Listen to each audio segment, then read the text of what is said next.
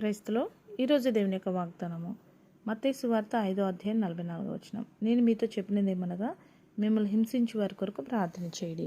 దేవుడి వాక్యాన్ని నించునుగాక. ఆమేన్. అవునండి, దేవుడు ఈరోజు మనతో చెప్తున్నాడు ప్రార్థన చేయమని.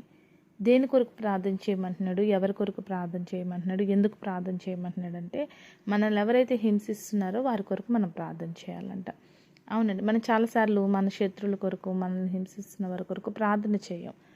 చేసినా కూడా చాలా వరకు కూడా చాలామంది వారు నన్ను హింసిస్తున్నారయ్యా, నన్ను దూషిస్తున్నారు, నన్ను బాధ పెడుతున్నారు, వారికి బుద్ధి దయచేయండి ప్రభా, వారికి అలా ఇలా అని చెప్పేసి కొంతమంది మొరపెట్టేవారుగా ఉంటారు.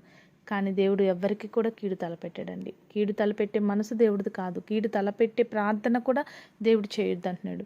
నిన్ను వల్ల నీ పొరుగువారిని ప్రేమించమనే దేవుడు చెప్తున్నాడు. కాబట్టి మనల్ని హింసిస్తున్న వారి కొరకైనా, మన శత్రువుల కొరకైనా వాళ్ళకి మంచి మనస్సాక్షిని దేవుడు కలగచేసి మనల్ని అర్థం చేసుకునే మనసు వారికి దేవుడు దయచేయమనిలాగా మనం ప్రార్థన చేయాలి.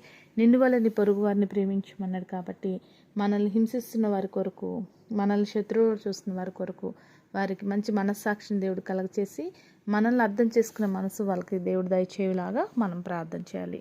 కాబట్టి అటు రీతిగా ప్రార్థన దేవుడి నామంలో మనం అందరం చేసి మన శత్రువుల్ని మనకు మిత్రులంగా దేవుడి నామంలో మార్చుకుందాము గాక. ఆమేన్.